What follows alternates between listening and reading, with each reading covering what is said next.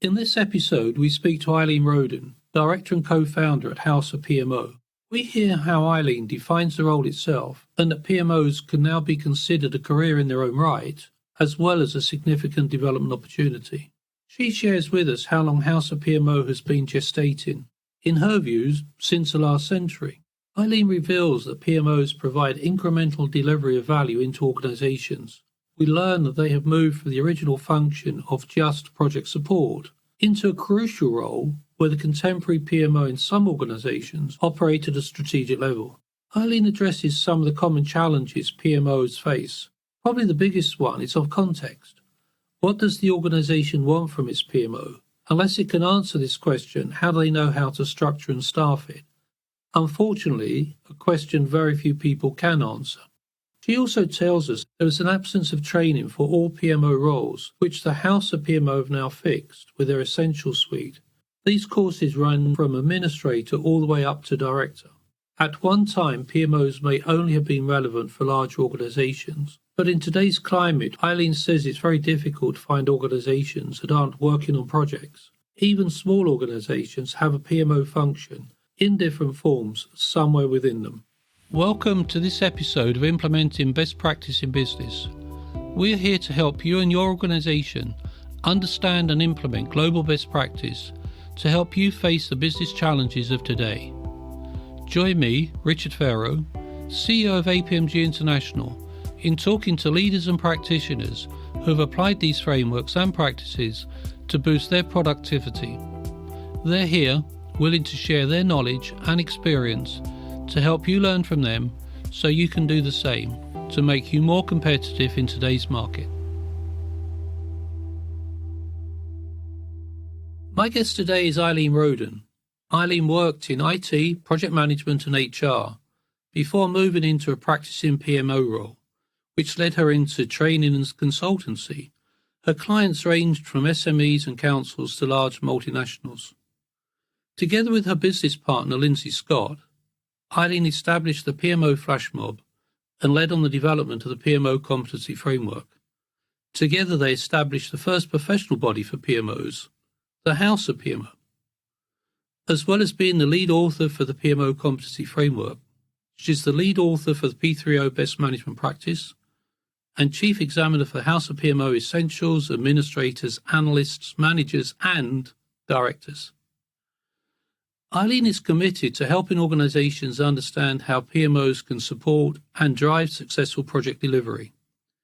But her real passion is in helping individuals understand what a great place the PMO is to work and working with them to help develop the required knowledge and skills. If any single person is responsible for putting PMOs on the map, it is Eileen, and she even has a tattoo to prove it. Welcome, Eileen. I decided I'd been in PMO for so long and where my life's commitment was, so I may as well brand myself. And everybody PMO says tattoo. it's permanent, and I say, absolutely, Brilliant. yes, it's there. Eileen, the concept of PMOs has been around for years. But why did it take so long to set up the House of PMO? Was it to meet a corporate need, or was it really to support the individual PMO professionals? Well, I think a lot of kind of the time it's taken is really about when PMOs really started to get an identity of their own, which has really only been in the last 10 to 15 years. So as you say, PMOs have been around for a long time, but they were predominantly around project support. They weren't necessarily seen as a strategic function of the organisation. And for a lot of years, if you look at the project management professional bodies, they only started kind of back, well, PMI was at 69, APM, AIPM, or AIPM back 74, 76. So, they've only been around 40 or 50 years. And for the PMO job that was the project support, then actually on the coattails of project management was an appropriate place for them to be. Both Lindsay and I have been involved in arranging networking events and supporting PMO people. We met at one actually back in the last century. So that makes it sound a little bit old, doesn't it? Back in the late 90s. So we've always been, for 20 years, we've been involved in pulling kind of groups together. And it was really as we kind of started work on the competency framework, we felt that the PMO has got to a position now where it is it is a profession in its own right. And although, project management, program management is a very close cousin, those professional bodies don't necessarily offer the targeted and the kind of the detailed support that PMO professionals need. So the networking had already been there. The competency framework really was what tipped the balance into making it something that actually says we can support this, the careers that might sit around PMO, and we'll work from there. Have you been surprised by the level of support you've had from individuals, PMO professionals that, as you say, were sort of bracketed in another professional group and now they've got their own identity? Have you been surprised by the support you've had? I think whenever anybody came to one of our events, it was almost like a relief that they'd found somebody who did what they did. So they knew people, who in project and program management, and they would go to events and they would understand, and people would understand what they do. But actually meeting somebody who does what you do on a day-to-day basis has the same challenges. So we always knew kind of that was there. But what has surprised us, I think, is really how global that's got. So, we'd always been, when we did the face-to-face, there was lots of people in the UK kind of came to that. But actually what's been really entertaining through the pandemic, and, lots of sad things happened, but actually was to grow a global community and recognise that actually PMOs at different stages are actually springing up all over the world, not just being led in the UK. Now, that's a very interesting comment to me. PMOs in different stages. I've read lots of definitions of PMOs. Some of them sort of very grand, some of them very basic. But how would you define a PMO? What is the essence of a PMO? Well, and I think this has been part of the problem in trying to define PMO as a profession, because PMOs can mean so many different things to different people and to different organisations. But in essence, the PMO is a function within an organisation that's there to support and drive successful delivery of projects. So it will have within it the kind of the processes and procedures for doing projects. It will make sure that governance is established. It will make sure that projects are reported. And what's been, one of the things I love about the subject is it continues to change. So, a lot of time has been spent over the last kind of 10, 15 years saying, there's a difference between how we manage business as usual to how we manage projects. And actually, we're almost kind of coming back on ourselves now, because now we're going with, kind of the adoption of safe and continuous delivery. It's almost like we're doing projects and business as usual at the same time. But we still, from the PMO perspective, are that specialist function who understand how to do that kind of incremental delivery of value into the organisations.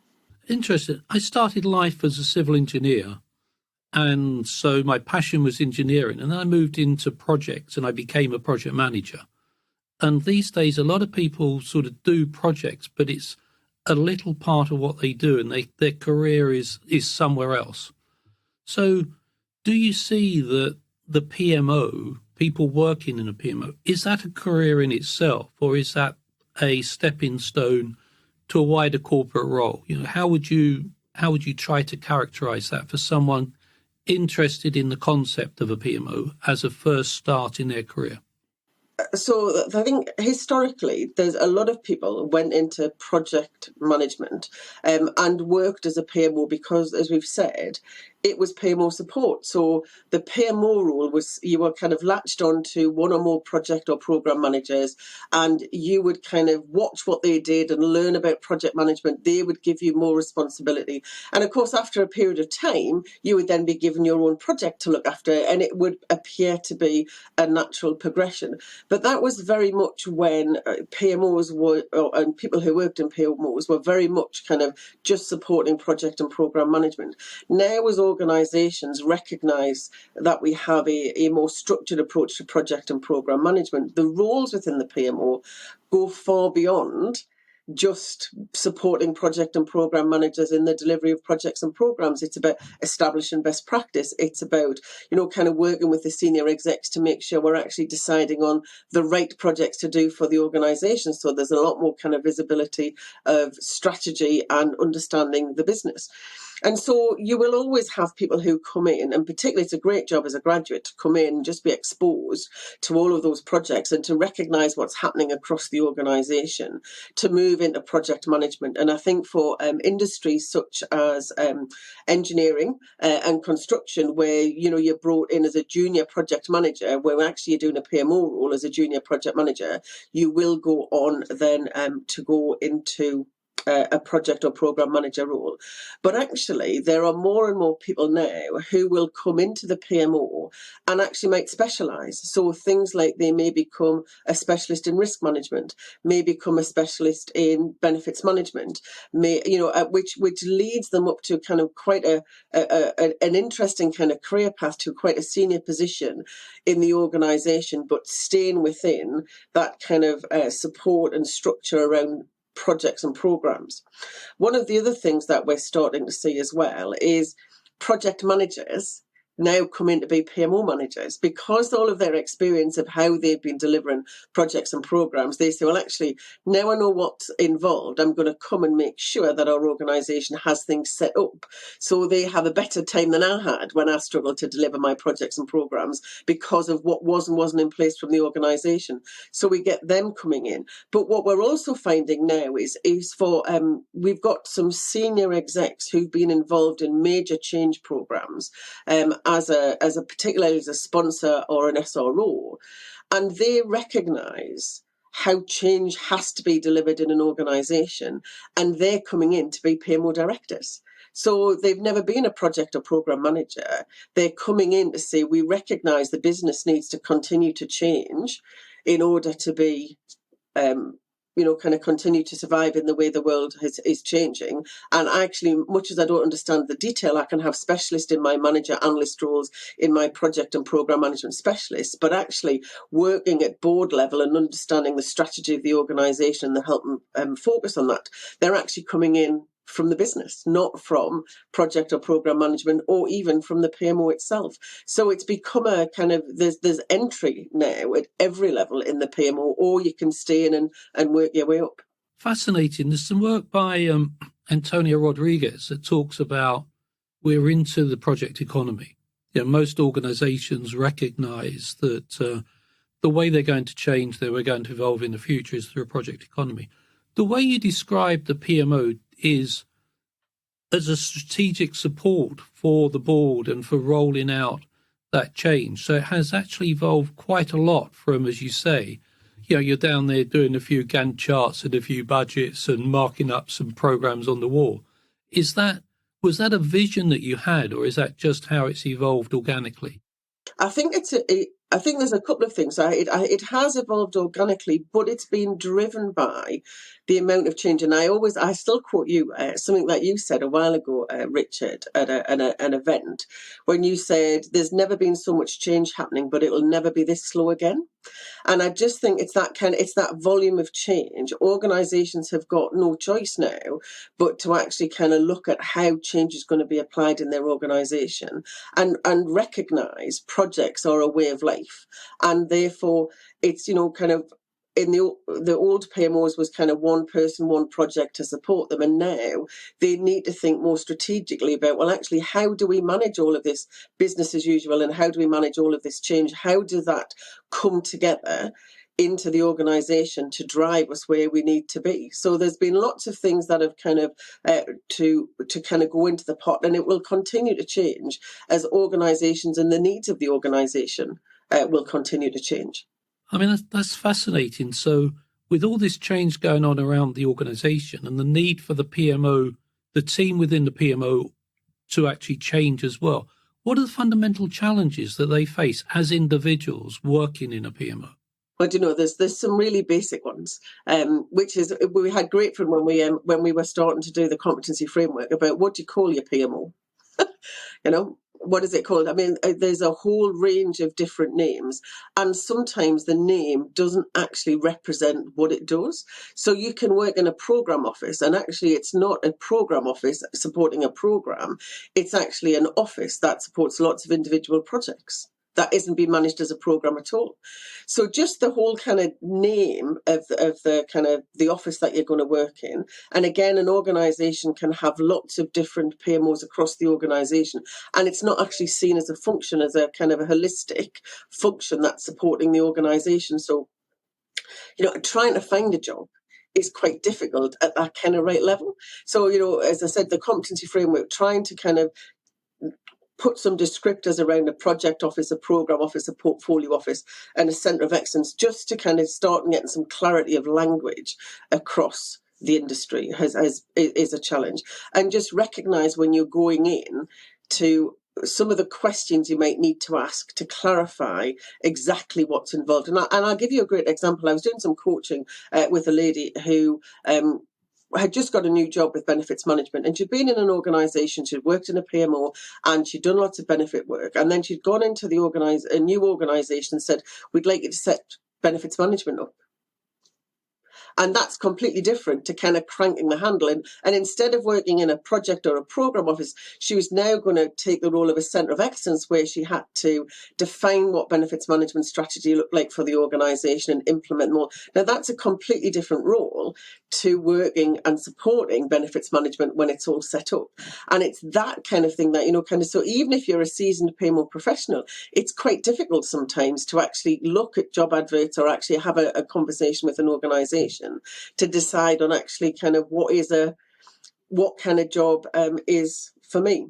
So I think that's one. And I think, without kind of just kind of selling all things, the whole idea of the essentials suite of qualifications that we've created is because there hasn't been any kind of training tailored for people who are going to be moving into a PMO. And, the reason why we've done the 4 levels of qualification is because there's entry.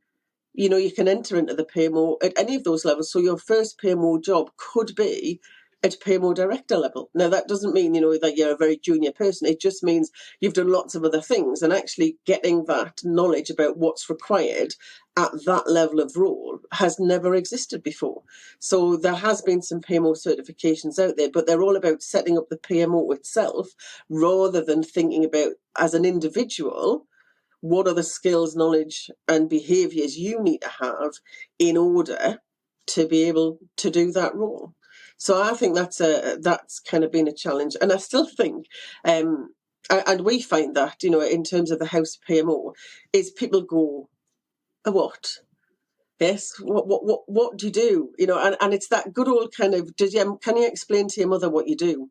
And I'm still not there with mine, but you know what I mean? You end up having to have that conversations with a lot of organisations because they genuinely don't know what a PMO is about. And I remember I had an interview when I was working in another company, and I was trying to explain what the PMO could do, and they stopped the interview and they said, "I just don't think we're ready for that yet."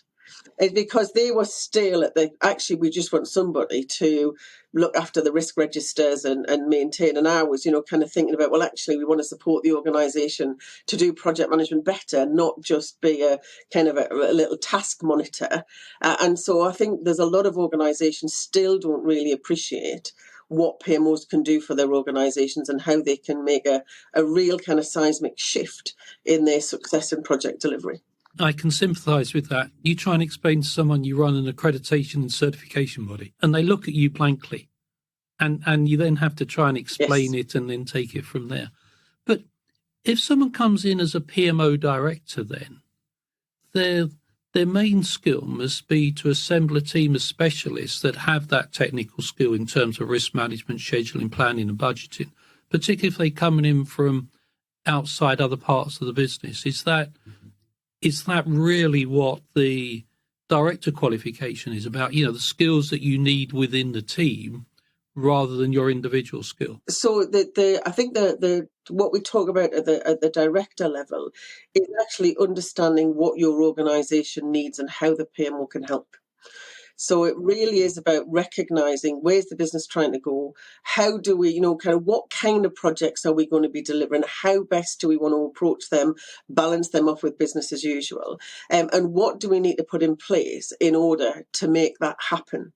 So there is an awful lot of kind of what's required from a business perspective, but then it's about actually recognizing what roles will contribute and what's the right kind of combination and how to structure your PMO function that adds most value to the organisation. In the same way, if I was kind of an HR director, I would be starting to think, well, what does my HR function look like? Do I want a central team? Do I want a kind of an HR business partner for each of the other directorates? It's that same thought process, but looking at it from a project support and a project success perspective. I think I probably know the answer to this question, but at one time I would have thought a PMO was only relevant for a large organisation with, multi-project portfolios staffed by a fairly large team.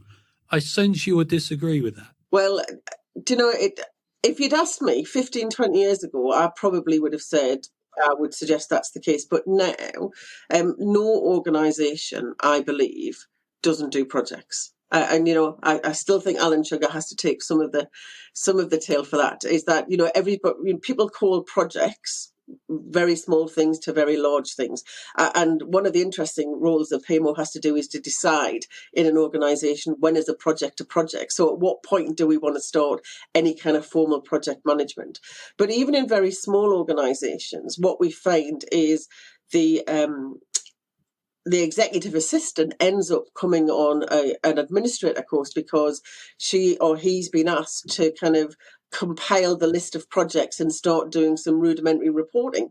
And that's still a PMO. So they may not necessarily see themselves as a PMO director designing the structure, but they're certainly kind of delivering some PMO services into the organisation. And again, that's a challenge. And we've had that on a number of the courses where actually I'm a PMO analyst, but I'm asked to do some PMO management jobs because nobody's decided what I'm doing as an analyst. But also I have to do some of the director jobs because actually nobody knows what the PMO can actually do, and there's an education piece around them. So doing the 4 certifications has been really interesting for the delegates to start understanding where the next kind of shift is and where their focus should be for the roles. And we're hoping that will help organisations be more thoughtful when they're putting their team together.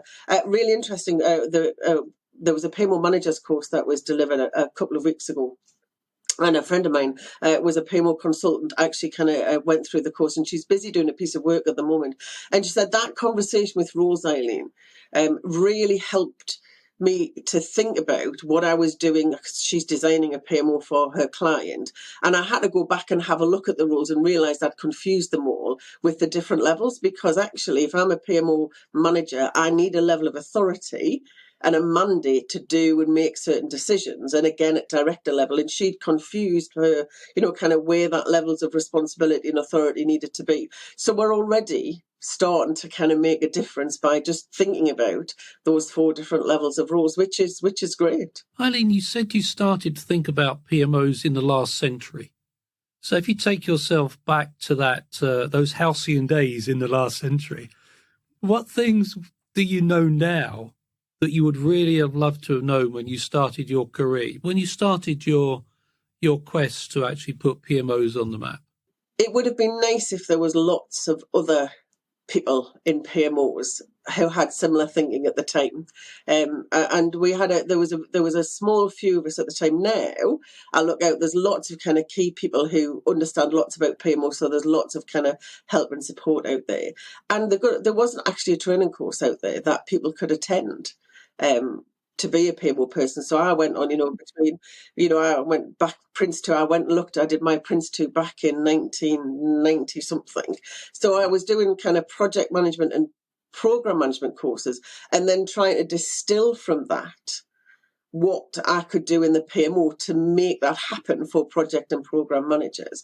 And the other thing, and again, it's where we've tried to kind of fill the gap, is just understanding the breadth of the knowledge, skills and behaviours I would need to be successful. So we've kind of, there's been quite a bit of trial and error in that respect for my personal career, but at least having kind of some structure then to work through and look at how best I can structure my development, my experience, to be able to add more value into a PMO. So I think we've the House of PMO is starting to plug all of the gaps that I think we could have had. Well, they just didn't exist at the time that were there. So hopefully. Any other personal things that you now know you think, maybe you should have been a bit more adventurous, you should have been sort of calmer talking to people, you should have been outspoken or anything like that? Well, I think the one thing that I have learned, and I did actually leave a job, is I've learned that whatever PMO you have and however perfect it is, has a half-life. And so I think a lot of people, and I did it myself early in my career, I'd worked in a PMO, I'd kind of ticked all the boxes and thought, actually, I can now go to another organisation and I can kind of do exactly the same. And then it doesn't take you very long to realise, actually, you can't do exactly the same, which is one of the kind of the great challenges. And I think it's that recognition that actually you need a kind of a toolbox of things, kind of skills, the service catalogue in terms of there's a number of things you can do. And I think it's about, and that's what makes it kind of quite difficult, is that each design has to be different. And even when you've got it up and running and it's fantastic and everybody's having a great time and the organisation is really successful, it doesn't take much for you to have to go back and say, well, actually, the industry's moved on, the organisation's moved on, the environment's moved on, actually, we need to change what we do. And so change within the PMO is really what I didn't fully understand when I was doing my first few PMOs. But a bit older and wiser. Eileen, thank you very much for spending the time to talk to me. I think your passion, your enthusiasm and your tenacity in actually taking that idea and actually bringing it to reality is actually going to change a lot of organisations and make an awful lot of difference to the way people do deliver projects and do see a role. You really are a pioneer in this field. So thank you very much for your time. Thanks, Richard. Thank you for listening. We're always keen to hear your feedback and suggestions for future episodes. You can find all the information in the show notes below. Please visit apmg-international.com to find out more about our accredited training and the certifications that support them that are related to the topics discussed in this series. I hope you've enjoyed today, and I look forward to you joining future episodes while we continue our exploration into best practice and the benefits it brings to global business. Thank you.